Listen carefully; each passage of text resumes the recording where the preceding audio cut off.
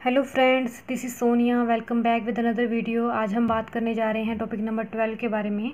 Topic number 12 में हम सीखेंगे मल्टीपल्स क्या होते हैं, फैक्टर्स एंड कॉमन मल्टीपल्स क्या होते हैं।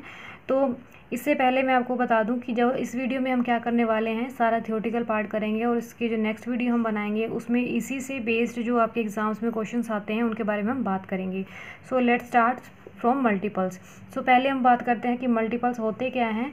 जब एक संख्या को दूसरी संख्या से गुणा किया जाता है तो गुणनफल के फलस्वरूप प्राप्त संख्या दोनों मूल संख्याओं का गुणज या उनका अपवर्त्य कहलाती है। यानी कि आपको एग्जांपल में देखो, एग्जांपल के थ्रू एक्सप्लेन करती हूँ मैं इसे।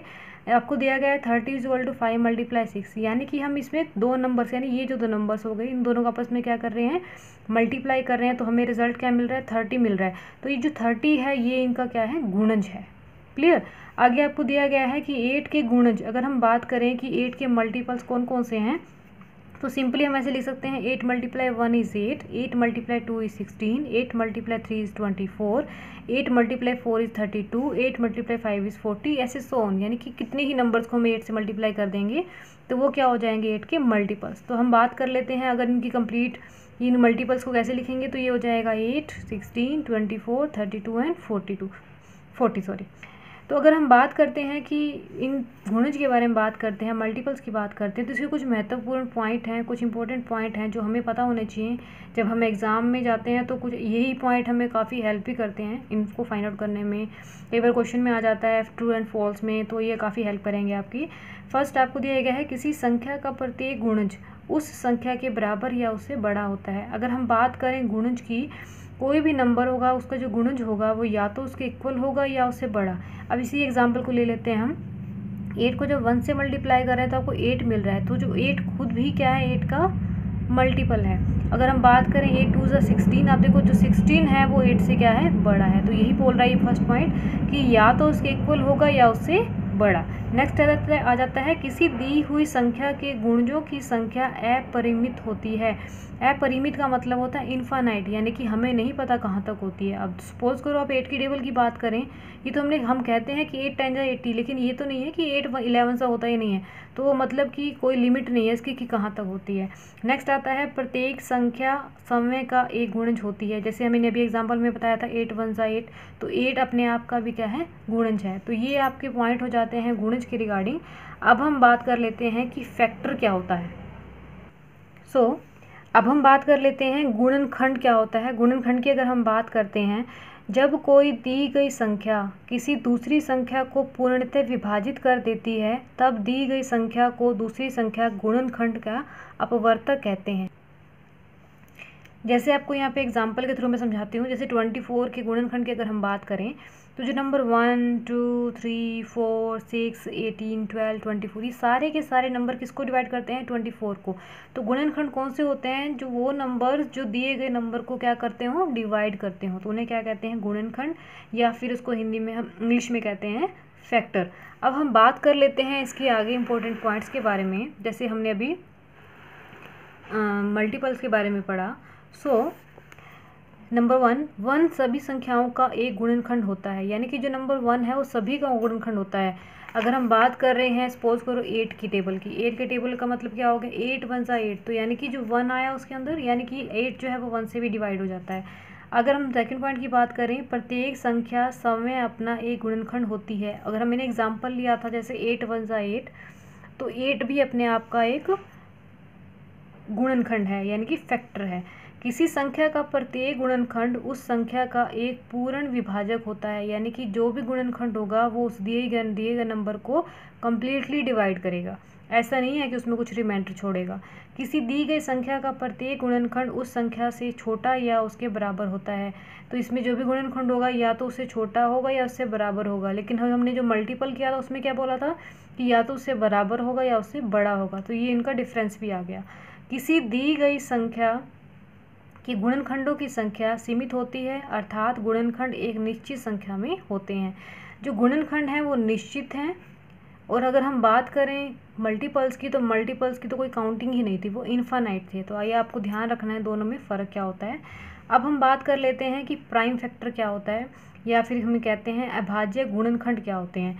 कहते हैं किसी दी गई संख्या के अभाज्य गुणनखंड वह छोटी से छोटी संख्याएं होती हैं जो उस दी गई संख्या को पूर्णतः विभाजित करती हैं। यानी कि आपकी बात कर रहे हैं इसमें हम, जैसे आपको दिया गया नंबर 12 के अभाज्य गुणनखंड की हम बात करें तो ये वो नंबर्स हैं जो छोटी से छोटी संख्याएं होती हैं जो दी गई संख्या को पूर्णतः क्या करते हैं, विभाजित करते हैं। अगर हम 12 के टुकड़े कर देते हैं, यानी कि 2 × 3 आ गया, तो ये जो होंगे 2 × 3, तो ये इसके होते हैं प्राइम फैक्टर। तो इसके रिगार्डिंग भी एग्जाम में क्वेश्चंस आते हैं कि आपको कोई नंबर दिया होता है तो पूछ लिया जाता है कि find out the prime factor of this number. तो ये आपको ध्यान से समझना है। इसमें आपको कुछ पॉइंट्स दिए गए हैं। पहला पॉइंट क्या है, सबसे पहले दी गई संख्या को सबसे छोटी अभाज्य संख्या जिससे वह पूर्णतः विभाजित हो जाए से विभाजित करते हैं। सपोज करो कि आपको नंबर दे दिया गया है 18 दे दिया गया है, तो अगर हम बात करें 18 की, तो 18 क्या है, इवन नंबर है, यानी सम संख्या है। तो हम पहले जब उसके हम प्राइम फैक्टर फाइंड आउट करेंगे तो सबसे छोटी यानी कि 2 से उसको क्या करेंगे, डिवाइड करेंगे। ऐसा नहीं है कि अब डायरेक्ट से 9 से कर देंगे, तो हमने पहले नंबर पे उसे छोटी संख्या से ही विभाग यानी कि भाग करना है। इससे पश्चात प्राप्त भागफल को पुनः सबसे छोटी अभाज्य संख्या या उससे अगली अभाज्य संख्या से विभाजित करते हैं।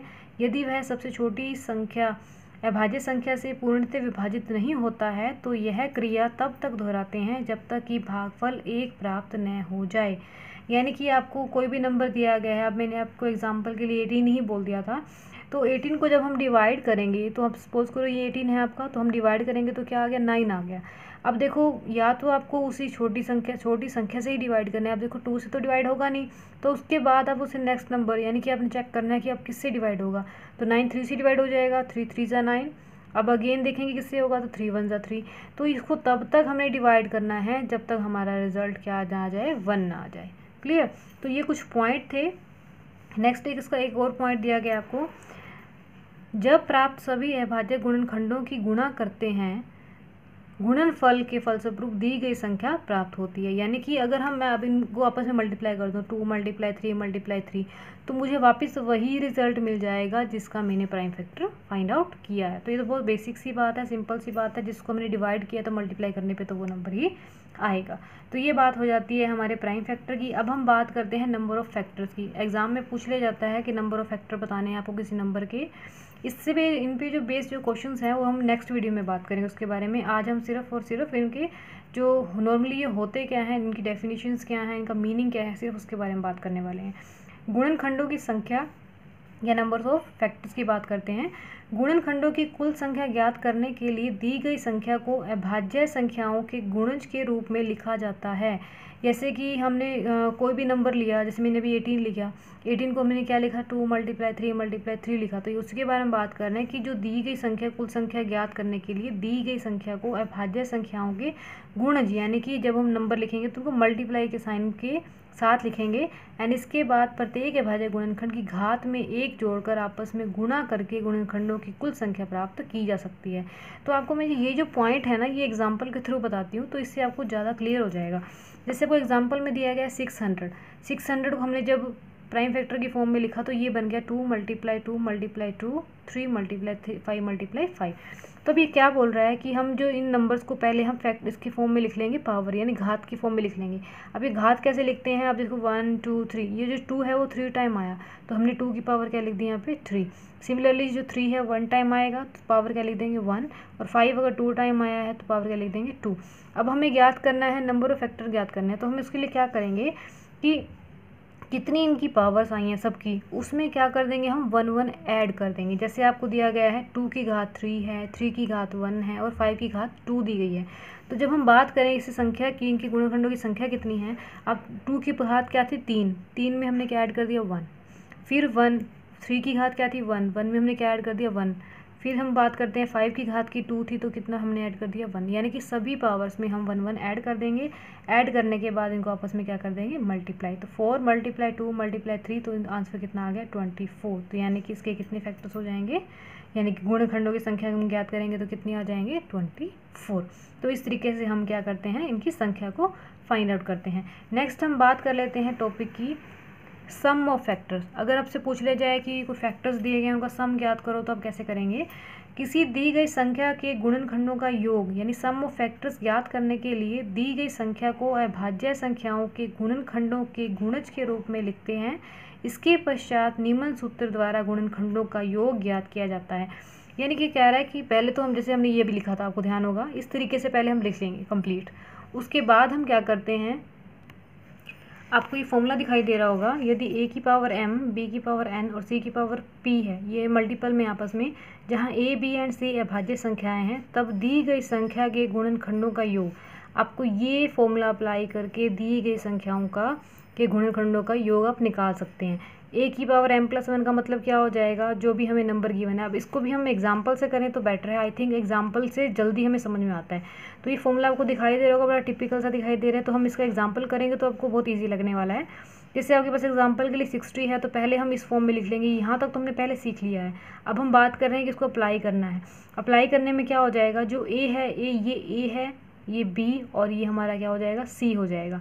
तो और हम बात करें m, n और p की क्या है, तो ये जो पावर हैं ये m हो जाएगी, ये n हो जाएगी और ये p। अब सिंपली हम इसमें क्या करेंगे, वैल्यू पुट कर देंगे। तो a की पावर यानी यहाँ पे 2 है, 2 की पावर कितनी है यहाँ पे 2 में क्या कर देंगे ऐड और माइनस में कर देंगे 1 और अपॉन में क्या हो जाएगा, जो आपकी वैल्यू है a उसमें से क्या कर देंगे 1 माइनस कर देंगे। सिमिलरली यहाँ पे लिख देंगे b कितना है 3 की पावर कितनी है 1 में क्या करना है अपने +1 करना है और यहाँ पे -1 करेंगे और अपॉन में क्या आ जाएगा b-1। सिमिलरली यहाँ पे क्या हो जाएगा आपका c-1 और ऊपर क्या आ जाएगा c की पावर हमें कितनी दी हुई है यहाँ पे 1 है, 5 की पावर 1+1 और यहाँ पे -1। अब इसको सिंप्लीफाई कर लेंगे तो हमारा रिजल्ट कितना आ जाएगा 168। तो इस तरीके से आप इनके गुणनखंड निकाल सकते हैं, इनका योग निकाल सकते हैं। ठीक है, अब हम बात कर लेते हैं नेक्स्ट संपूर्ण नंबर की। संपूर्ण नंबर हमारा हो जाता है होल नंबर, लाइक वह संख्या जिसके सभी गुणनखंडों का योग उस संख्या का 2 गुना हो एक संपूर्ण संख्या कहलाती है। यानी कि गुणनखंड जो हमें दिए गए होंगे, अगर हम उनको ऐड करके देखें तो जो हमें संख्या दी जाएगी, अगर वो उस संख्या का 2 गुना होगा, यानी सपोज करो हम एग्जांपल से करते हैं 6 और 28 संपूर्ण संख्याएं हैं। क्यों, जैसे 6 के फैक्टर हमने लिख लिए 1 2 3 6 आ गए, क्लियर। तो मल्टीपल हमने लिख लिए, तो फैक्टर्स हमने लिख लिए यहाँ पे गुणनखंड, फैक्टर हमारे आगे 1 2 3 और 6 आ गए। अब इनको हम जब ऐड कर रहे हैं ना, तो हमारा रिजल्ट कितना आ रहा है 12 आ रहा है। और अगर हम देखें तो 6 का 2 गुना कितना होता है 12 होता है। तो ये जो नंबर 6 है ना, ये संपूर्ण संख्या है, क्लियर। अगर हम बात करते हैं आगे सार्वगुणज यानी कि कॉमन मल्टीपल की, अगर हम बात कर लेते हैं, तो ऐसी संख्याएं जो दी गई 2 या 2 से अधिक संख्याओं में से प्रत्येक से पूर्णतः विभाजित हो, उन दी गई संख्याओं के सार्वगुणज या फिर कॉमन मल्टीपल या समापवर्त्य कहलाती हैं। जैसे एग्जांपल के लिए आपको 3 व 5 के सार्वगुणज, यानी कि एक बात कर रहा है कि ऐसा नंबर जो दिए गए नंबर्स, यानी 1 नंबर दिया गया हो, 2 नंबर्स दिए गए हो, 3 दिए हो, उन सबसे ही डिवाइड होता हो। अब जैसे 15 में एग्जांपल में ले लूँ तो यहाँ पे 3 से भी डिवाइड हो रहा है, तो 5 से भी डिवाइड हो रहा है, तो ये इनका क्या हो जाएगा कॉमन मल्टीपल हो जाएगा। तो आज हमने कुछ बात कर ली है इन टॉपिक्स के बारे में। तो अब नेक्स्ट वीडियो में इसी के रिगार्डिंग कुछ क्वेश्चन सोल्व करेंगे जो आपके सीटेट एचटेट जो हमारे लेवल 1 और 2 दोनों के एग्जाम्स में आते हैं। बस लेवल 1 और 2 में डिफरेंस सिर्फ इतना हो जाता है कि लेवल 1 में थोड़े इजी क्वेश्चंस आ जाते हैं और लेवल 2 में थोड़ा सा लेवल बढ़ा देते हैं। तो बाकी क्वेश्चन सेम रहते हैं, टॉपिक सेम ही रहते हैं। So do watch my next video for more questions. Thank you and bye bye for now.